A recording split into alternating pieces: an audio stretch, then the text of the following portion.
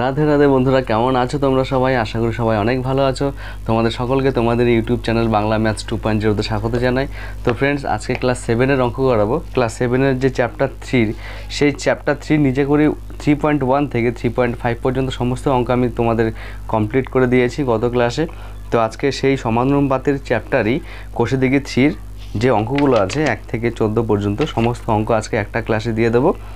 আমরা এতদিন ঐকিক প্রশ্নের অঙ্কগুলো ঐকিক নিয়মে করেছি, তো আজকে সেই ঐকিক নিয়মের অঙ্কগুলো ঐকিক নিয়মে না করে সমানুপাতের সম্পর্ক বার করে অঙ্কগুলো করব। তো চলো শুরু করা যাক। আর গত ক্লাসে যারা দেখোনি অতি অবশ্যই গত ক্লাসটি দেখে নেবে, তাহলে ভালো মতো বুঝতে পারবে, কারণ আমি ওই ক্লাসে সমানুপাত কী জিনিস টোটাল ডিটেলস আমি বুঝিয়ে দিয়েছি। তো চলো শুরু করা যাক। দেখো, প্রথমে 1 নম্বর ছকটি আমি টুকে রেখেছি, 4টে করে সংখ্যা দিয়ে দিয়েছে, তোমাকে বলে যে কোনটা সমানুপাতি এবং কোনটা সমানুপাতি নয় সেটা। তাহলে সমানুপাতি কখন হয়? দেখো, 4টে সংখ্যা, 2টো করে অনুপাত আমরা বের করব। দুভাবে করা যায়। প্রথমটা আমি করিয়ে দিচ্ছি। দেখো, প্রথমটার অনুপাত কি আছে? 8:10। এটাকে মানে অনুপাতগুলোকে ছোট রূপে নিয়ে আসতে হবে, লঘিষ্ঠ রূপে নিয়ে আসতে হবে। দুটো অনুপাত যদি সমান হয়, মানে এইটার অনুপাত আর এইটার অনুপাত যদি সমান হয়, তাহলে সেই অনুপাত দুটো সমানুপাতই হয়। তাহলে এটা দেখো কত হয়, 2 দিয়ে কাটাকুটি করো, 4 দুগুণে 8 আর এটা 5 দুগুণে 10, 4:5। আর আরেকটা আছে 16:20। কত হচ্ছে দেখো, 4 দিয়ে কাটাকুটি যাচ্ছে, 4 4 16, 4 5 20। দেখো দুটো অনুপাত সমান আসলো না, তাই এরা কি সমানুপাতি। ঠিক আছে, দুটো অনুপাত, যে কোনো দুটো, মানে প্রথমে দুটো সংখ্যা নিলাম, পরে দুটো সংখ্যা নিলাম, প্রথমে দুটো আলাদা অনুপাত বার করলাম লঘিষ্ঠ রূপে, পরে দুটোকে আলাদা অনুপাত বার করলাম লঘিষ্ঠ রূপে। যদি দুটো অনুপাত সমান হয় তাহলে তারা সমানুপাতি। এটা একভাবে দেখানো যায়। আরেকভাবে কি দেখানো যায়? দেখো, আমরা সমানুপাতি হলে কি, প্রান্তীয় পদ দুটোর গুণফল, প্রান্তীয় পদের গুণফল সমান সমান মধ্য পদগুলির গুণফলের সমান হয়। গুণফল, ঠিক আছে, প্রান্তীয় পদের গুণফল আর মধ্য পদের গুণফল যদি সমান হয় তবেই তারা সমানুপাতি হয়। দেখো, প্রান্তীয় পদ মানে কোনগুলো? একদম শেষ, ফার্স্টেরটা আর শেষেরটা, এটাকে প্রান্তীয় পদ বলে, আর মাঝের দুটোকে মধ্যপদ বলে। তাহলে দেখো, গুণ করো, 8 গুণ 20 কত হচ্ছে? 8 দুগুণে 16 মানে 160। আর প্রান্তীয় পদের গুণফল কত হচ্ছে? 10 গুণ 16 মানে 160। দেখো দুটো আমার সমান সমান আসলো না, অতএব এই অনুপাত দুটো সমানুপাতি। বোঝা গেল? দুভাবে দেখাতে পারে, একটা অনুপাত বার করে দেখাতে পারে, আর একটা প্রান্তীয় পদের গুণফল এবং মধ্যপদের গুণফল যদি সমান হয় সেইভাবেও আমরা দেখাতে পারি। ঠিক আছে, তো চলো আমরা পরেরগুলো এইভাবে করতে থাকি। দেখো, এবার এটা করো, যদি আমরা প্রান্তীয় পদগুলোর গুণফল করি তাহলে 25 গুণ 15 হবে, আর মধ্যপদের গুণফল 30 গুণ 12 হবে। কত হচ্ছে দেখো, 5 25 125, হাতে 12, 25 25 আর 12, 25 26 27 37, তাই। আর এটা কত হচ্ছে? 3 12 36, 360। তার মানে দেখো দুটো অনুপাত সমান আসলো না। ঠিক আছে, তাহলে এই ক্ষেত্রে এরা সমানুপাতি নয়, সমানুপাতি নয়, বা সমানুপাতি নয় যেই ঘরে আছে সেই ঘরেই আমরা এই 4টে সংখ্যা পরপর লিখে রাখবো। ঠিক আছে, যেহেতু তোমাদের একটা ছকে দিয়েছে। আচ্ছা, এই নিয়মে দেখি ঠিক হচ্ছে নাকি। দেখো, প্রথমে দুটো আমি অনুপাত নেব, 25:30 কত হচ্ছে, আর একটা কী নেব, 12:15। দেখো এটা কত, 5 দিয়ে কাটো, 5 5 25, 5 6 30, আর এটা কত হচ্ছে, 3 দিয়ে কাটো যাবে, তাই তো, 3 4 12, 3 5 15। দেখো দুটো অনুপাত সমান হলো না, তাই এই ক্ষেত্রে এরা অসমান, মানে এরা সমানুপাতি নয়। তুমি যেভাবে খুশি সেভাবে দেখাতে পারো। যদি তোমার গুণগুলো বড় মনে হয় তাহলে অনুপাতে বার করে নেবে, তাহলে ছোটো রূপে বার করতে হবে। আর যদি মনে হয় যে না গুণে বেটার লাগছে তাহলে গুণগুলো করতে পারো। তাহলে এবার এটা করো, তাহলে কি, প্রান্তীয় পদের গুণফল 5 গুণ 35, আরেকটা কি আছে 7 গুণ 25। মধ্যপদের গুণফল কত হয়, 5 5 25, হাতে 2, 3 5 15 16 17, 5 7 35, হাতে 3, 7 গুণে 14, 14 আর 3 17। তার মানে দেখো দুটো সমান, সুতরাং এরা সমানুপাতি।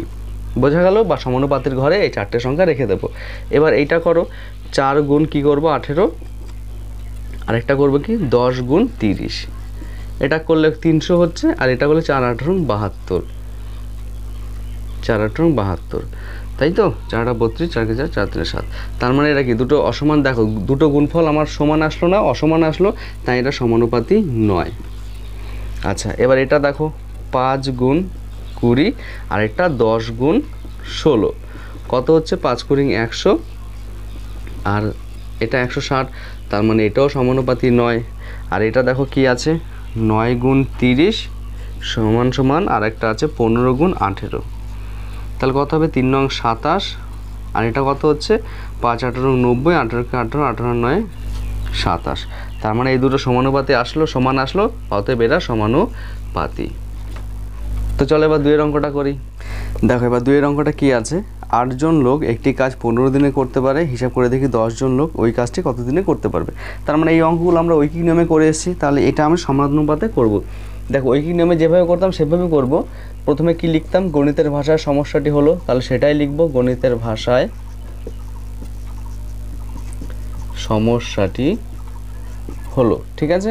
আচ্ছা, যেভাবে লেখা আছে সেভাবে গুছিয়ে লিখতে হবে। একটা কি আছে, 8 জন লোক 15 দিনে করতে পারে, 10 জন লোক কত দিনে করবে। তার মানে একটা হচ্ছে লোক সংখ্যা, যেটা বার করতে বলবো সেটা ডান দিকে রাখতে হয়, আর একটা সময়, ঠিক আছে। আচ্ছা, প্রথম বলেছে 8 জন লোক একক জোনে আছে, কত দিনে করতে পারে, 15 দিনে একটি কাজ করতে পারে। এবার বলেছে 10 জন লোক ওই কাজটি কত দিনে করবে, এটা বার করতে হবে, ঠিক আছে। দেখো প্রথমে আমাদের সম্পর্ক বার করে সেটা সরল সমানুপাত না ব্যস্ত সমানুপাত সেটা লিখতে হবে। সরল সমানুপাত মানে তো দুটো অনুপাত সমান হয়, আর যদি ব্যস্ত সমানুপাত হয় তাহলে আমরা কি দেখেছি এর আগে, ব্যস্ত সমানুপাত কোনগুলো বলে, 3:5 ব্যস্ত সমানুপাত 5:3, তাই তো। ব্যস্তানুপাত সেটা কি হয়, উল্টে যায়। তাহলে আমরা প্রথমে দেখব সম্পর্কটা কি আছে। দেখো লোক সংখ্যা যখন বাড়লো তখন ওই কাজ করতে বেশি সময় লাগবে না কম সময় লাগবে, ভালো মতো বুঝবে এটা।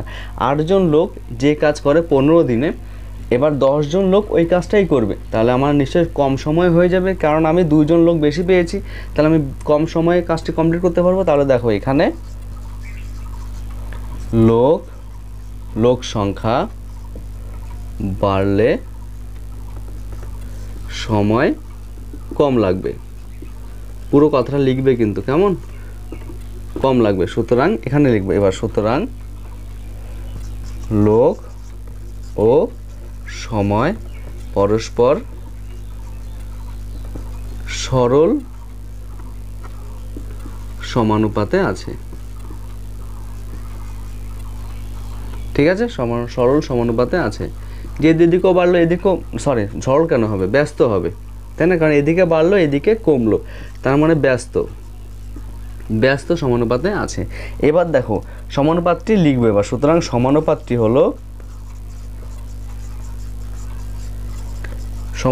হলো দেখো যখন সরল পেতাম তখন আমরা কি লিখতাম, 8:10 সমানুপাত 15 এটাকে যদি আমরা x ধরি তাহলে x লিখতাম, ঠিক আছে। এই অনুপাতটা সমান হতো যদি এটা সরল সমানুপাত থাকতো।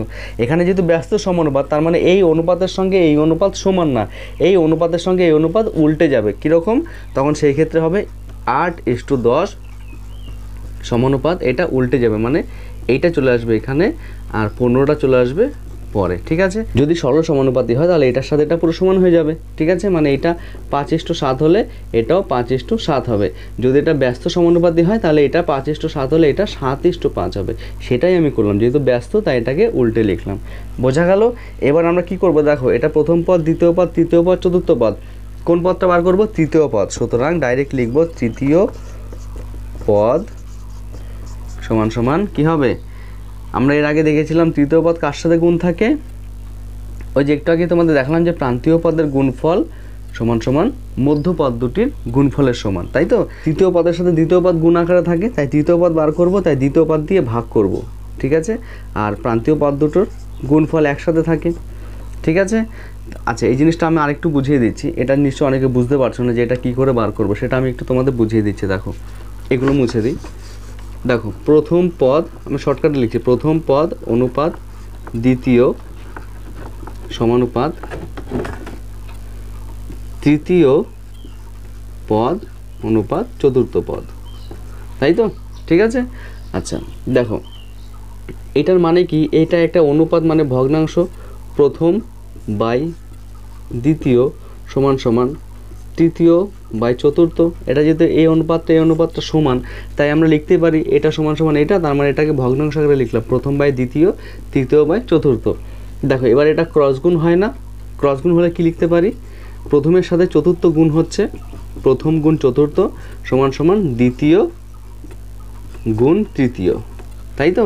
তাই সেটাই বলছিলাম, দেখো প্রথম সংখ্যার সাথে মানে প্রথম পদের সাথে কোন পদ গুণ থাকে, চতুর্থ পদ গুণ থাকে। তাই যখন প্রথম পদ বার করব তখন চতুর্থ পদ দিয়ে ভাগ করব অপরটার সাথে, কারণ এক পাশ থেকে আরেক পাশে গেলে উল্টে যায়।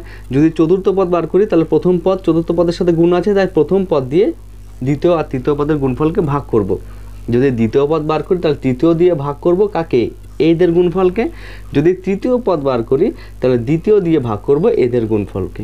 ঠিক আছে, এই লাইনটাই তখন লিখেছিলাম। দেখো প্রথম পদ গুণ চতুর্থ পদ মানে প্রান্তীয় পদের গুণফল সমান সমান মধ্যপদের গুণফল। তাই এই দুটোকে মধ্যপদ বলে, আর এই দুটোকে প্রথম আর শেষেরটাকে প্রান্তীয় পদ বলে। ঠিক আছে, সেটাই আমি এখানে করেছি সরাসরি, এইগুলো আমি আর দেখাইনি, আর এগুলো দেখাতেও হবে না, ডাইরেক্ট লিখবো তৃতীয় পদ সমান সমান তৃতীয় পদ, যেহেতু দ্বিতীয় পদের সাথে গুণ থাকে তাই তৃতীয় পদ বার করতে গেলে দ্বিতীয় পদ দিয়ে ভাগ করব কাকে, প্রথম আর চতুর্থ পদের গুণফলকে। সেটাই করেছি। দেখো এটা প্রথম পদ, এটা চতুর্থ পদ, সেটা গুণ করে তৃতীয় পদ বার করছি, তাই দ্বিতীয় দিয়ে ভাগ করলাম। যদি চতুর্থ পদ বার করতাম তাহলে প্রথম পদ দিয়ে ভাগ করতাম, কেন, চতুর্থ পদের সাথে প্রথম পদ গুণ থাকে। কাকে ভাগ করতাম, এই দুটোর গুণফলকে। বোঝা গেল? আচ্ছা, তাহলে এবার কাটাকুটি করো। 2 দিয়ে কাটো, 4 দুগুণে 8, 5 দুগুণে 10, 5 দিয়ে 3 5 15, সুতরাং কত পেলাম, 3 4 12। এবার উত্তর লিখবো কি, 10 জনের, তাই তো 10 জনের ওই কাজ সম্পূর্ণ করতে 12 দিন সময় লাগবে। আশা করি বোঝা গেছে। চলো এবার পরের অঙ্কটা করি। দেখো এবার 3-এর অঙ্কটা কী আছে। আমি যেহেতু অনেকগুলো অঙ্ক করাবো, তো আমি ঝড়ের গতিতে অঙ্কগুলো করে দিচ্ছি, তোমরা ভালো মতো বুঝে নেবে। ঠিক আছে, তো দেখো কিছু পরিমাণ খাদ্য 12 জন লোকের 20 দিন চলে, তাহলে 40 জন লোকের কতদিন চলবে। আমি লিখে নিয়েছি, দেখো 12 জন লোকের 20 দিন চলে, তাহলে 40 জন লোকের কতদিন চলবে। প্রথমে সময় সম্পর্ক বার করব। তাহলে আমি যা বলছি সেটা তোমরা লিখে না, আমি মুখে মুখে বলছি। লোক বাড়লে বা লোক সংখ্যা বাড়লে, এখানে অবশ্যই লিখবো, এখানে লোক বাড়লে সময় কি হবে, কমবে না বাড়বে বলো। যে খাবার 12 জন লোক 20 দিন ধরে খেত, সেই খাবার এখন 40 জন খাবে। একই খাবার বাড়েনি, তাহলে 40 জন খেলে আমার খাবারটি তো অল্প দিনেই শেষ হয়ে যাবে, তাই তো, যেহেতু লোক সংখ্যা বেড়ে গেল। তাই লোক বাড়লে সময় কমবে। সুতরাং কি লিখব, লোক সংখ্যা ও সময় পরস্পর ব্যস্ত সম্পর্ক বা ব্যস্ত সমানুপাতে আছে। বোঝা গেল? সুতরাং সমানুপাতটি হলো যেগুলো মুখে বলছে অবশ্যই লিখবে। কি হবে, 12-র সাথে তো 40 অনুপাত আজ করলাম, সমজাতীয় রাশির অনুপাত হয়, তার মানে লোকের সাথে লোকের অনুপাত করব, সময়ের সাথে সময়ের অনুপাত করব। তাহলে এই অনুপাতের সঙ্গে এই অনুপাতটা সমানুপাতি সাজাবো। তাহলে কি, ব্যস্ত সমানুপাতি আছে, তার মানে কি হবে, এটা উল্টে যাবে, সুতরাং এইটা হবে। এটা চতুর্থ পদটা আগে চলে আসলো আর তৃতীয় পদটা পরে চলে গেল। বোঝা গেল? সুতরাং ডাইরেক্ট কি লিখব, তৃতীয় পদ বার করছি, সুতরাং তৃতীয় পদ কার সাথে গুণ থাকে, দ্বিতীয় পদের সাথে। তাই দ্বিতীয় পদ এখানে 40, তাই 40 ভাগ হয়ে যাবে, 12-র সাথে 20 গুণ হয়ে যাবে। 20 দিয়ে 40কে কাটলে 2, 2 দিয়ে 12কে কাটলে 6, 6 দুগুণে 12, সুতরাং 6 দিন। ঠিক আছে, তাহলে এবার উত্তর কী লিখবো, যে 40 জন লোকের ওই খাবার মোট 6 দিন চলবে। তো চলো এবার 4-এরটা করি। দেখো এবার 4-এর অঙ্কটা কী আছে। অরুণবাবু তার কৃষি জমিতে 16টি লাঙল দিয়ে 10 দিনে সব জমি চাষ করে। 16টি লাঙল দিয়ে 10 দিনে সব জমি চাষ করে ফেলে। ওই সব জমি 8 দিনে চাষ করতে চাইলে কতগুলি লাঙল দরকার। তার মানে এটা দেখো লাঙল বার করতে বলেছে, তাই লাঙলটাকে ডান দিকে রাখলাম, সময়টাকে বাঁ দিকে রাখলাম। তাহলে দেখো 10 দিনে চাষ করে 16টি লাঙল প্রয়োজন হয়, জমিটি 8 দিনে চাষ করবে, তাহলে কতগুলো লাঙল প্রয়োজন হবে। দেখো সময়টা আমার কম লাগছে, তার মানে কি আমার কম দিনে সব জমি চাষ করে ফেলবে, তাহলে আমার লাঙল বেশি পরিমাণ দিতে হবে। তাহলে সম্পর্ক বার করবো কি, এখানে সময় কমেছে তাই লাঙল সংখ্যা বাড়বে, তাই তো, তাই সময় ও লাঙল পরস্পর ব্যস্ত সমানুপাতে আছে। ঠিক আছে, পুরো কথা লিখলাম, ডাইরেক্ট লিখবো। সুতরাং সমানুপাতটি হলো, যেহেতু ব্যস্ত তাই কী হবে, 10-এর সাথে 8 যা আছে তাই থাকবে, আর এইটা হয়ে যাবে ব্যস্ত, তার মানে এটা আগে চলে আসবে আর 16টা পরে চলে আসবে। বোঝা গেল? এটা তৃতীয় সমানুপাত, তার মানে কি লিখবো, তৃতীয় পদটি হলো কি হবে, তৃতীয় দ্বিতীয়র সাথে গুণ থাকে, তাই দ্বিতীয়টা ভাগ হয়ে যাবে কার সাথে, প্রথম আর চতুর্থর সাথে। কাটাকুটি করো, 8 দুগুণে 16, 10 দুগুণে 20, তার মানে 8 দিনে কাজটি শেষ করতে হলে কতগুলো লাঙল প্রয়োজন, 20টি লাঙল প্রয়োজন। হয়ে গেল? তো চলো 5-এর অঙ্ক করি। দেখো এবার 5-এরটা কী আছে। একটি বন্যাত্রাণ শিবিরে 4000 জনের 190 দিনের খাবার মজুত আছে। 30 দিন পর 800 জন অন্যত্র চলে গেল, যারা রয়ে গেলেন তাদের কতদিন চলবে ওই একই খাবারে, তাই তো। 4000 জন লোকের 190 দিনের খাবার মজুত আছে। ঠিক আছে, তাহলে এরকমভাবে শিবিরটি চলছিল, কিন্তু বলেছে 30 দিন পর 800 জন চলে গেল, তার মানে এই 4000 জন লোক 100 দিন খাবারের শেষ করবে 100 দিনে, সেই হিসাবে 30 দিন তারা অলরেডি খেয়ে নিয়েছে। তাহলে 30 দিন যদি খেয়ে নেয় তাহলে আর বাকি কতদিন পড়ে রইলো? 160 দিন। তার মানে এই 4000 জন লোক 160 দিন খাবারটি খেতে পারবে। 190 দিন খাওয়ার কথা, 30 দিন হয়ে গেছে, তাহলে কতদিন আর খেতে পারবে? 160 দিন। কিন্তু না, 30 দিন পরে এই নিয়মে চলতো ঠিকই, কিন্তু বলেছে 800 জন আর অন্যত্র চলে গেল। তাহলে বাকি যে পরিমাণ সদস্য রইলো, তার মানে দেখো 4000 জন লোক থেকে 800 জন লোক অন্যত্র চলে গেল, তার মানে কতজন রইলো? 3200 জন। এই 3200 জন লোকের বাকি খাবারে কতদিন চলবে? তাহলে বলো, 4000 জন লোকের 160 দিন চলতো, 30 দিন যেহেতু হয়ে গেছে, তাহলে 3200 জন মানে কি, আমার লোক সংখ্যা কমে গেল, তার মানে ওই খাবারটি আরেকটু বেশি সময় ধরে আমরা খেতে পারবো, তাই তো? তার মানে বেশি সময় চলবে। তাই এখানে সম্পর্কটা প্রথমে বার করবো কি, এখানে লোক কমে গেল অর্থাৎ সময় বেড়ে যাবে, তাই তো? মানে একই পরিমাণ খাবার খেতে বেশি সময় লাগবে। সুতরাং লোক ও সময় পরস্পর ব্যস্ত সমানুপাতে আছে। সুতরাং সমানুপাতটি হলো বা ব্যস্ত সমানুপাতটি হলো কী হবে বলো? 4000:3200, এটা সমানুপাত অর্থাৎ উল্টে যাবে 160। ঠিক আছে, তারপরে কি লিখব? তৃতীয় পদ সমান সমান কী হবে? দ্বিতীয় পদ দিয়ে ভাগ হবে, আর প্রথম আর চতুর্থ পদ গুণ হবে। তাহলে কাটাকুটি করো, এই 0 0 কেটে গেল, 16 দিয়ে কাটো, 16 কে 16 আর 0, 16 দুগুণে 32, 2 দিয়ে 20 দুগুণে 40, তার মানে কত হলো? 200 দিন। তাহলে দেখো, যে খাবার 160 দিন চলতো সেখানে 200 দিন চলবে। এবার উত্তর লিখে দেবো যে বাকি 3200 জন লোকের ওই খাবার 200 দিন চলবে। ঠিক আছে, তো চলো এবার 6 অঙ্কটা করি। আর প্রত্যেকটা অঙ্কের মধ্যে কিন্তু অবশ্যই লিখবো যে গণিতের ভাষায় সমস্যাটি হলো। দেখো এবার 6 অঙ্কটা কী আছে? 3টি ছাতা বা একটি চেয়ারের দাম 600 টাকা, 2টি ছাতা ও 2টি চেয়ারের দাম কত সেটা হিসাব করি। দেখো এই অঙ্কটা একটু জটিল দিয়েছে, তোমাকে বলেছে দেখো 3টি ছাতা বা একটি চেয়ার, মানে 3টি ছাতার দাম যা, একটি চেয়ারেরও তাই দাম, কিন্তু তোমাকে বার করতে বলেছে 2টি ছাতা ও 2টি চেয়ার। ঠিক আছে, জিনিসটা ভালো মতো বোঝো। 3টি ছাতার দামও যা, একটি চেয়ারের দামও তাই, কিন্তু বার করতে হবে 2টি ছাতা ও 2টি চেয়ার। দেখো এখানে কি করব? 2টি ছাতা 2টি চেয়ার, এই ছাতা আর চেয়ারটাকে একটা সংখ্যায় নিয়ে আসবো, মানে একটা জিনিসে নিয়ে আসবো, হয় ছাতাটাকে চেয়ারে নিয়ে যাব আর নয় চেয়ারটাকে ছাতায় নিয়ে আসবো, তাহলে আমার অঙ্কটা করতে সুবিধা হবে। কি করে বার করব? এখানে একটা সম্পর্ক দিয়ে দিয়েছে, 3টি ছাতাও যা, একটি চেয়ারও তাই। তাহলে আমি যদি এটা বার করি যে একটি চেয়ার সমান সমান 3টি ছাতা, তাই তো? এখানে কয়টি চেয়ার বলেছে? এখানে 2টি চেয়ার। দেখো তাহলে এই চেয়ারটাকে যদি আমি ছাতায় কনভার্ট করি, চেয়ারটাকে যদি আমি ছাতায় নিয়ে যাই, তাহলে এই চেয়ারের বদলে আমি ওই পরিমাণ ছাতা লিখতে পারবো।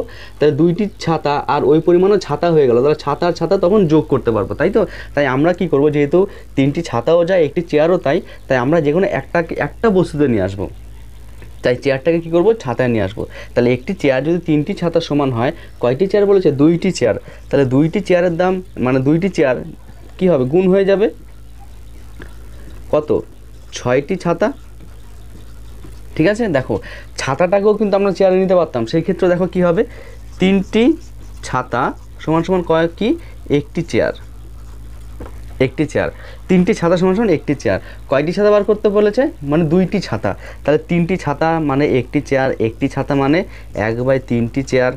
কয়টা বার করবো? 2টি ছাতা মানে 1/3 গুণ 2 মানে 2/3। দেখো এখানে একটা ভগ্নাংশ চলে আসলো না?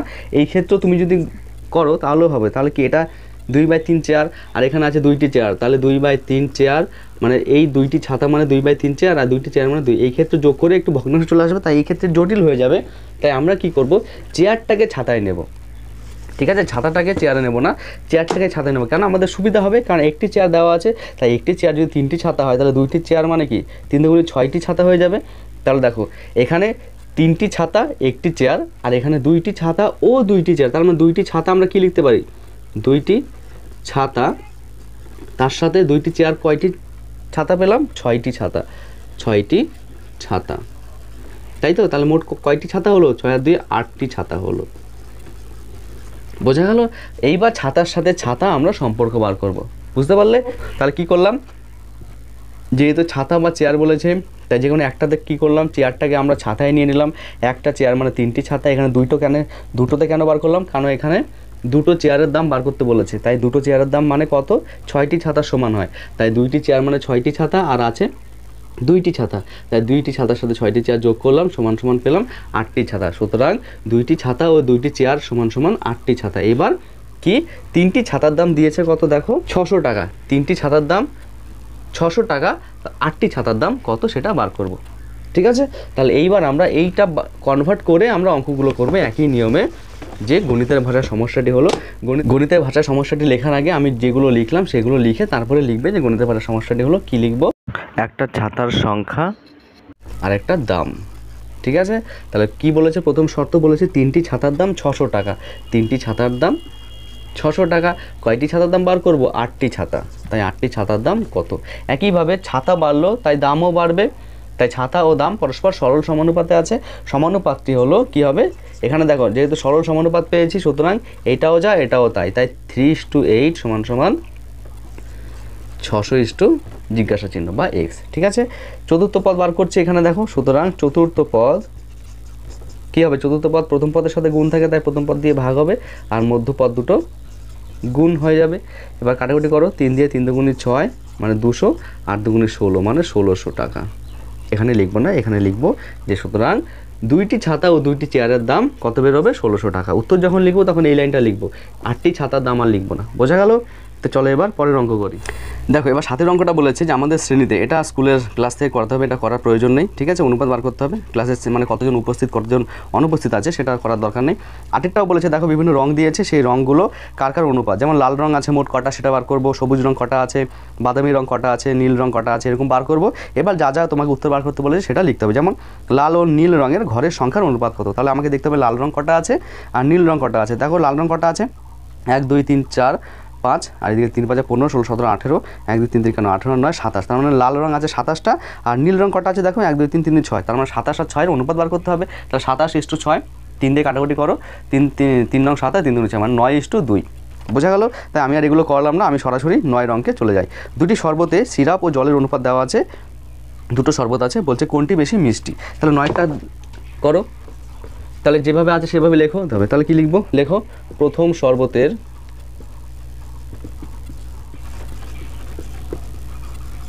অনুপাত কি আছে, 2:5, 2:5। আর দ্বিতীয় শরবতের অনুপাত কি আছে, 6:10। দেখো এই অনুপাতগুলোকে আমরা ভগ্নাংশ আকারে লিখতে পারি, 2/5 লিখলাম, আর এটাকে আমরা 6/10 লিখলাম। ঠিক আছে, তাহলে এবার তোমাকে বার করতে বলেছে কোনটি বেশি মিষ্টি, মানে এই শরবতটা বেশি মিষ্টি না এই শরবতটা বেশি মিষ্টি। দেখো এখানে শরবতের মধ্যে সিরাপ ও জলের অনুপাত দিয়েছে, তাহলে এটা সিরাপ আর জল, তার মানে জল মনে করো 5 ভাগ যদি জল হয়, সিরাপ হচ্ছে 2 ভাগ, আর এখানে 10 ভাগ যদি জল হয়, সিরাপ হচ্ছে 6 ভাগ। তাহলে আমাকে কি, যার সিরাপ বেশি তার সেই শরবতটা বেশি মিষ্টি হবে, কিন্তু জল আমার সমপরিমাণ থাকতে হবে। এখানে যদি 10 ভাগ জল থাকে, এখানে আমার 10 ভাগই জল থাকবে, তাহলে এই 10 ভাগের মধ্যে 6 ভাগ সিরাপ, এখানে মনে করো 4 ভাগ সিরাপ, তার মানে আমরা বলতে পারবো যে তখন এই সিরাপটা বেশি মিষ্টি। কেন, এটা 10 ভাগ জলের মধ্যে 6 ভাগ হচ্ছে সিরাপ আছে। তাহলে প্রথমে আমাকে দেখতে হবে যে দুটো ভগ্নাংশকে আমার জল সমান নিয়ে আসতে হবে, তাই না? জল মানে কোনটা, নিচেরটা জল, তার মানে দুটো ভগ্নাংশের মধ্যে কে বড় কে ছোট সেটা বার করতে হবে। তাহলে কী করে করতে হবে, যেহেতু দুটো ভগ্নাংশ চলে আসলো, তাই আমাদের হর সমান করতে হবে। হরে আমার জল আছে, তাই দুটো অনুপাতকে আমরা পরপর লিখে ফেললাম। আমরা এখানে কি করব, দুটো ভগ্নাংশের মধ্যে কে বড় কে ছোট সেটা দেখব, তাই তো? তাহলে ভগ্নাংশকে ছোট বড় কী করে প্রকাশ করে, যে হরগুলো থাকে যে হরেদের লসাগু করতে হয়। কেন আমরা হর সমান করছি, তাই তো? কেন হর সমান করছি, হর সমান থাকলে উপরে যে বড় হয় সেটাই বড় হয়ে যায়, তাই হর সমান করলে কত হয়, দেখো লসাগু 10ই আসলো, 5 দুগুণে 10, তাহলে লসাগু 10 আসলো। এবার কি করতে হবে, প্রত্যেকটা ভগ্নাংশ হর দিয়ে লসাগুকে ভাগ করতে হয়।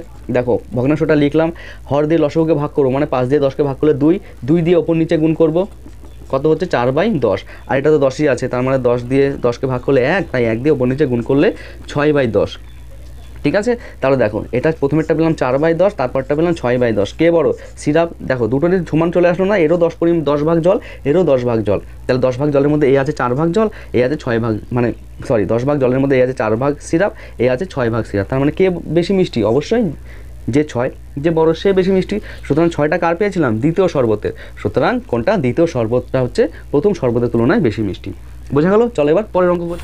দেখো এবার 10এরটা কী আছে, জল জমে বরফ হলে আয়তন 10% বেড়ে যায়, কিছু পরিমাণ জল ও তা থেকে বরফের আয়তনের অনুপাত কত? তার মানে যদি দেখো ফ্রিজে যখন আমরা জলটা রাখি তাহলে কি জলটা আয়তন বেড়ে যায়, একটা কী করবে, একটা মজার কথা বলছি, একটা বোতলের মধ্যে পুরো জল ভর্তি করে রাখবে, সেটা বরফে দিয়ে দেবে ফ্রিজের মধ্যে, তো বোতলটা ফেটে গেছে, ঠিক আছে? কেন? বরফের আয়তন বেড়ে যায়, জল থেকে বরফ হলে আয়তনটা বেড়ে যায়। তাই যখনই কোনো ভরা পাত্রে জলটাকে জমে রাখবে, এটা করতে যাবে না, দুর্ঘটনা হতে পারবে, ঠিক আছে? এটা অবশ্যই বাড়িতে করবে না, আমি জাস্ট মজার ছলে বললাম তোমাদের। যখনই মানে কোনো বোতলে ভর্তি করে জল রাখবে তখন বোতলটা একটু খালি রাখতে হয়, কেন? যখন জলটা বরফ হবে তখন ওই খালি জায়গাটা বরফটা নিয়ে নেবে, বোঝা গেল? তাই জল যখন বরফে পরিণত হয় তখন আয়তনটা বেড়ে যায়। তাহলে বলেছে দেখো এখানে জল আছে কিছু পরিমাণ, যখন এই জলটা বরফ হবে তখন একটু বেড়ে যাবে, কত পার্সেন্ট বাড়ে? 10% বাড়ে। তাহলে বলেছে জল ও বরফের আয়তনের অনুপাত কত হবে সেটা বার করো। দেখো এটা 100 ধরেও করা যায়, x ধরেও করা যায়, আমি দুটো নিয়মে তোমাদের করে দিচ্ছি, স্কুলে যেটা করাবে অবশ্যই সেটা করবে, ঠিক আছে? দেখো মনে করি জল আছে 100, মানে জল আছে 100 পরিমাণ, 100 পরিমাণ জল আছে, 10% বেড়ে গেল, 10% মানেই হচ্ছে 100 যদি জল থাকে তাহলে 10% মানে 110 পরিমাণ বরফ হলো, ঠিক আছে? সুতরাং জল ও বরফের অনুপাত 100:110 কত আসবে? তাকে 0 0 কেটে যাবে, 10:11। খুব সহজভাবে অঙ্কটা হয়ে গেল 100 ধরে, কারণ পার্সেন্ট মানেই হচ্ছে 100 সাপেক্ষে আমরা তুলনা করি, তাহলে 10% বেড়েছে মানে কি 100-র মধ্যে 10 বেড়েছে, তাই জলটা ধরলাম 100 পরিমাণ, যেহেতু এখানে কোনো একক নেই তাই 100 পরিমাণ, তাই 10% বেড়েছে, সুতরাং বরফের পরিমাণ হয়েছে 110, তাই আমরা জল ও বরফের অনুপাত বের করে দিলাম 100:100 মানে 10:11। এবার এক ধরে করব, তাহলে কি ধরি জল আছে x পরিমাণ বা x একক, যেটা লিখবে সেটাই হবে, ঠিক আছে? তাহলে 10% বাড়লে বরফের আয়তন হবে বা বরফের পরিমাণ হবে কি হবে? দেখো জল ছিল x, ঠিক আছে? তাহলে x পরিমাণের সাথে বাড়লো কত? x এর 10%, তাই তো? তাহলে x এর 10%, তাহলে এটা কাটাকুটি করে দেখো কত হচ্ছে, এখানে x আর এখানে x/10, তাহলে কত হলো? দেখো এর নিচে কিছু নেই মানে 1, এটা ভগ্নাংশে যোগ বিয়োগ চলে আসলো, তাই 10, 1 দিয়ে 10কে ভাগ করলে 10, 10 1 কে 10, আর এখানে x, যেহেতু 10 দিয়ে 10কে ভাগ করলে এটা ভগ্নাংশে যোগ বিয়োগ যেভাবে করে সেইভাবে, আমি আর দেখালাম না। তাহলে 11x/10, ঠিক আছে? তাহলে 11x/10 আসলো।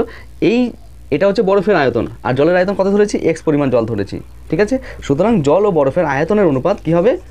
x:11x/10, ঠিক আছে? তাহলে ভগ্নাংশের অনুপাত কি হয়? যেমন মনে করো 2:3, তার মানে এটাকে আমরা কি 2/3 লিখতে পারি, তাহলে এটা এটা আছে, তার মানে এটা অনুপাত এটা, তার মানে এটার সাথে এটা ভাগাকার আছে, তাই সেটা গুণ করলে পরেরটা উল্টে যায়, তো সেটা উল্টে দিলাম, কাটাকুটি করে x কেটে গেল, সুতরাং দেখো উপরে 10 রয়েছে নিচে 11 রয়েছে, অর্থাৎ 10:11। এই x ধরে করলে একটু জটিল হবে এই জায়গাটায়, কারণ যোগ করতে হবে, আর তুমি যদি 100 ধরে করো তাহলে সরাসরি হয়ে যাবে। তোমরা x ধরেই করবে, আমি যেহেতু বুঝিয়ে দিয়েছি আশা করি বুঝতে অসুবিধা হয়নি। আমি এই জায়গাটা একটু বুঝিয়ে দিই। যোগের ক্ষেত্রে দেখো ভগ্নাংশের ক্ষেত্রে হরেদের লসাগু করতে হয়, যেহেতু যোগ বিয়োগ করছি, হরেদের লসাগু করে যেটা আসবে সেটা আসবে, তাহলে 1 আর 10-এর লসাগু করলে 10ই হয়, 10 বসালাম। এবার নিয়মটা কি? হর দিয়ে লসাগুকে ভাগ করব, যেমন 1 দিয়ে 10কে ভাগ করলে 10 হয়, এবার যেটা হবে সেটা দিয়ে উপরেরটাকে গুণ করতে হয়, তাই 10 1 10, 10x হয়ে গেল, আর এর হর আছে 10, লসাগু 10, 10 দিয়ে 10কে ভাগ করলে 1, তাই 1 দিয়ে x-কে গুণ করলে x-ই হলো, যোগ করে 11x/10 হয়ে গেল, বোঝা গেল? তো চলো এবার পরের অঙ্ক করি। দেখো 11 অঙ্কটা বলেছে আমার বয়স 12 বছর, ঠিক আছে? তারপরে বলেছে আমার বাবার বয়স, তাহলে আমার বাবার বয়স কত বলেছে? 42 বছর, 42 বছর। তাহলে বলেছে দুজনের বয়সের অনুপাত কত? সরাসরি লিখে দেবো যে আমার ও বাবার বয়সের অনুপাত কি হবে? 12:42, অর্থাৎ 12/42 কাটাকুটি করো, 6 দুগুণে 12, 6 7 42, তার মানে কি 2:7 হয়ে গেল উত্তর, বোঝা গেল? চলো এবার পরের অঙ্ক করি। দেখো 12টা কি আছে? প্রথমের গল্পের বই ও পড়া বইয়ের অনুপাত দিয়েছে 2:5, তাহলে এই দুটো বইয়ের মধ্যে একটা বইয়ের সংখ্যা দিয়েছে গল্পের বই 4টি, তাহলে গল্পের বই, তাহলে এখানে কি লিখবো? গল্পের বই ভাগ পড়ার বই, তাই তো? কারণ গল্পের বই অনুপাত পড়ার বই, সেটাকে আমরা ভগ্নাংশ আকারে লিখতে পারি, গল্পের বই বাই পড়ার বই, সেটা কত? 2/5, ঠিক আছে? এরকমভাবে আছে, তাই তো? এবার দেখো এখানে গল্পের বইয়ের সংখ্যা দিয়েছে, তাহলে সুতরাং আমরা গল্পের বইয়ের জায়গায় 4 লিখতে পারি, আর নিচে পড়ার বই লিখতে পারি, সুতরাং 2/5। তাহলে এটা কি হয়? ক্রস গুণ হয়, তাহলে দেখো কি হবে? পড়ার বইয়ের সাথে 2 গুণ আছে, সুতরাং পড়ার বই, তাই তো? তাহলে পড়ার বইয়ের সাথে 2 গুণ আছে, তার মানে এই পাশে আসলে 2টা ভাগ হয়ে যাবে, কার সাথে? 4 গুণ 5-এর সাথে, বোঝা গেল? বুঝতে পেরেছো? পড়ার বইয়ের সাথে 2 গুণ আছে, তাহলে পড়ার বই আর 2 এই পাশে নিয়ে চলে আসলাম একবারে, আর 4 গুণ 2 5টাকে এক পাশে নিয়ে আসলাম, তাহলে 2 যেহেতু গুণ আছে তা আমি এটা একবারে করে ফেলেছি, তাই এখানে 2 দিয়ে ভাগ করে ফেললাম। এবার কাটাকুটি করো, 2 দুগুণে 4, সুতরাং 5 দুগুণে 10, উত্তর কত পেলাম? সুতরাং পড়ার বই আছে 10টি। আশা করি বোঝা গেছে। চলো এবার পরের অঙ্কটা করি। দেখো এবার 13 অঙ্কটা, মোট জবা ও মোট গাঁদা ফুলের সংখ্যা দেওয়া আছে 105টি, ঠিক আছে। তাহলে মোট পরিমাণ দেওয়া আছে 105টি। এই 105টির মধ্যে জবা ও গাঁদা ফুলের অনুপাত কত বলেছে? 3:4, ঠিক আছে। তারা 3 পরিমাণ হচ্ছে, মানে 3 পরিমাণ জবা ফুল, 4 পরিমাণ গাঁদা ফুল। তার মধ্যে 105-এর মধ্যে, তাহলে এই 105-এর মধ্যে জবা ফুল কতগুলো আছে সেটা বার করতে হবে, আর গাঁদা ফুল কতগুলো আছে সেটা বার করতে হবে। দেখো যখন একটা মোট পরিমাণের থেকে আলাদা আলাদাভাবে অনুপাতে বার করতে হবে, তখন সেটা কি করতে হবে, এই যে অনুপাতগুলোর আনুপাতিক ভাগার বার করতে হয়। তার মানে কি, মোট পরিমাণ দেখো, মোট পরিমাণ কত আছে? 4 আর 3 7, তার মানে 7 ভাগের মধ্যে 3 ভাগ হচ্ছে জবা ফুল, আর 7 ভাগের মধ্যে 4 ভাগ হচ্ছে গাঁদা ফুল। তাহলে 7 ভাগের মধ্যে যদি এইটা হয়, তাহলে 105 ভাগের মধ্যে কত সেটাই বার করতে হবে। তাই আমরা একবারে আনুপাতিক ভাগার বার করে অঙ্কগুলো, এই অনুপাতের অঙ্কগুলো করতে হয়, ঠিক আছে। তাহলে দেখো প্রথমে আমরা কি জবা ফুলের আনুপাতিক ভাগার বার করব। জবা ফুলের আনুপাতিক ভাগ হার, কথাটা হার, ঠিক আছে। অনেক স্টুডেন্ট ভাগার লিখে দেয়, ভাগার, ভাগার মানে কি, যেখানে মরা জীবজন্তু ফালা হয় সেটা ভাগার হয়, কিন্তু এটা ভাগার না, এটা ভাগ হার, বোঝা গেল? আচ্ছা দেখো জবা ফুলের আনুপাতিক ভাগার কী হবে, দেখো জবা ফুলের পরিমাণ কত? 3, আর বাকি দুটো যোগফল নিচে লিখতে হয়, ঠিক আছে। জবা ফুলের পরিমাণ যেটা হবে, যারা আনুপাতিক ভাগার বার করবো সেটা উপরে হয়, আর বাকিগুলো যোগফল নিচে হয়, সুতরাং 3/7। এবার কার বার করবো? গাঁদা ফুলের। গাঁদা ফুলের আনুপাতিক ভাগার কত হবে? 4/7 হবে, ঠিক আছে। এবার আলাদা আলাদাভাবে এক একটার পরিমাণ বার করবো। সুতরাং জবা ফুল আছে কি হবে, মোট 105-এর মধ্যে আনুপাতিক ভাগার কত? 3/7, বোঝা গেল? তাই 3/7 দিয়ে গুণ করে দেবো সরাসরি। 7 দিয়ে কাটাকুটি করে, 7 × 7 5 × 7 35, 3 × 15 45। জবা ফুল আছে 45টি। এবার বার করবো কি গাঁদা ফুল।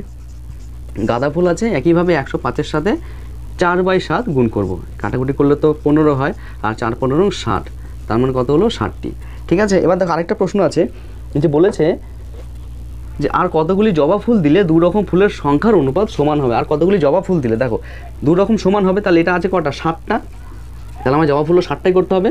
তাহলে জবা ফুল আছে কটা? 45টি, তাহলে 60 থেকে 45 বিয়োগ করো, কত হবে?